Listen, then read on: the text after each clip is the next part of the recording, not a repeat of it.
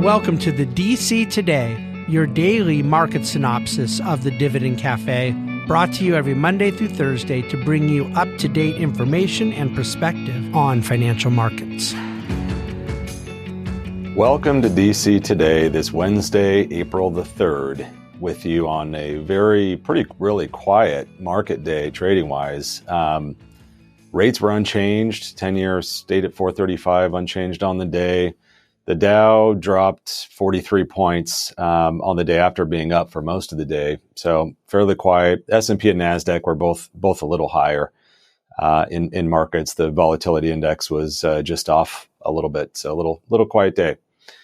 We had comments from Powell out today that were so in line with what he's been reiterating before that it was almost verbatim, so there really wasn't any market movement from it at all.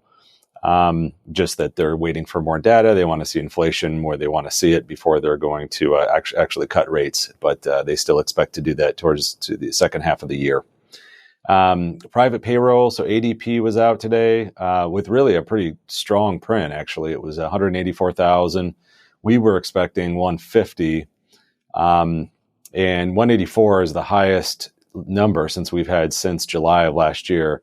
Just keep in mind the ADP private number is different and perceived different and less reliable than the actual non-farm payroll report, which will come out on Friday. So the number was strong. We were expecting it to be, but it was even better than that. And so that's a good thing for the labor market and employment.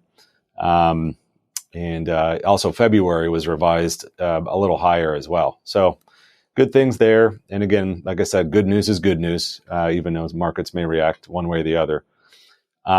We had the inside of that payroll number, the industries you might expect were spring break time. I know that number is a lagging number, but it was services, it was leisure, it was hospitality, it was all those areas of the employment market that are most hot right now.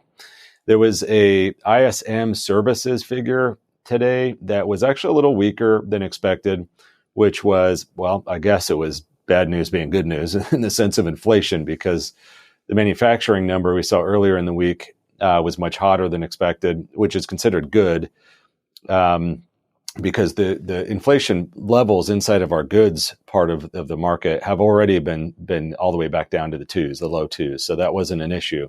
But the services side has been in the low fours to high threes.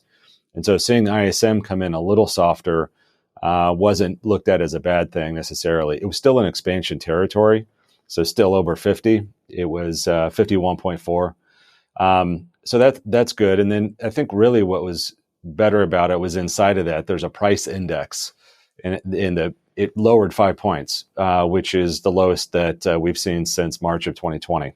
So those are actually fairly good things where you get a little softness and a little bit lower inflation inside of services for the month. There was an Ask Brian section or a question that I fielded this morning. I think it was this morning or yesterday regarding deep in the money option calls. Does TPG use them? What he was referring to was on positions that have gone up a whole lot. Maybe they've appreciated 50, 100%. Are we going to sell a deep in the money call option against them to gain a little bit of premium, knowing that ultimately the position will get called away, meaning it will get sold? It's sort of a hedging mechanism where you get some premium in the short term, and then for whatever reason, if the stock pulls back and doesn't get sold out of your portfolio, then it was sort of a win. You got a free lunch out of it. You got some premium, and then you still own the stock. And then if the stock was going to get sold out, you would have sold it anyway. And so you feel fine about it. So I think it's, I don't think there's anything flawed with this strategy necessarily, but in theory, in practice, if you do that for a long period of time across multiple positions, multiple accounts, at the end of it all, and you boil it all down to all the work and time that you spent doing it, I have never found it to actually provide any rate of return benefit. It provides complexity. But that's not necessarily a reason to do it. So I'm not a fan, and no, we don't use it at TPG. Pragmatically, it doesn't make sense because of the size of our business, but then also just, financially, there's no free lunch out of it. So I'm not a fan. But I appreciated the question. It was an astute one. On deck tomorrow, we have initial jobless claims. There's some trade data, and then there's, I think, half a dozen different Fed presidents speaking over the different areas, platforms across the country. So there might be a few nuggets of takeaways inside of that we can glean from. But I'm sure there'll be plenty of other things to talk about on DC Today tomorrow, and I'll be back with you, as I always am. Have a good evening. The Bahnsen Group is a group of investment professionals registered with Hightower Securities, LLC, member FINRA and SIPC, and with Hightower Advisors, LLC, a registered investment advisor with the SEC. Securities are offered through Hightower Securities, LLC. Advisory services are offered through Hightower Advisors, LLC.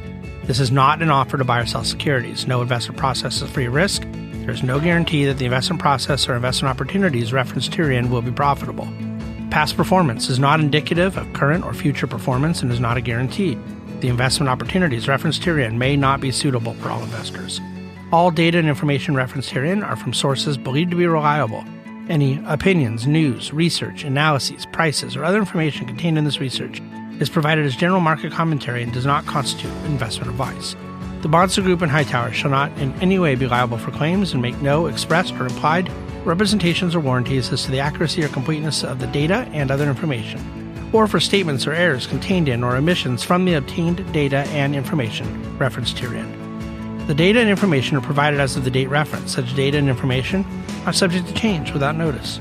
This document was created for informational purposes only. The opinions expressed are solely those of the Bahnsen Group and do not represent those of Hightower Advisors, LLC, or any of its affiliates. Hightower Advisors do not provide tax or legal advice. This material was not intended or written to be used or presented to any entity as tax advice or tax information. Tax laws vary based on the client's individual circumstances and can change at any time without notice. Clients are urged to consult their tax or legal advisor for any related questions.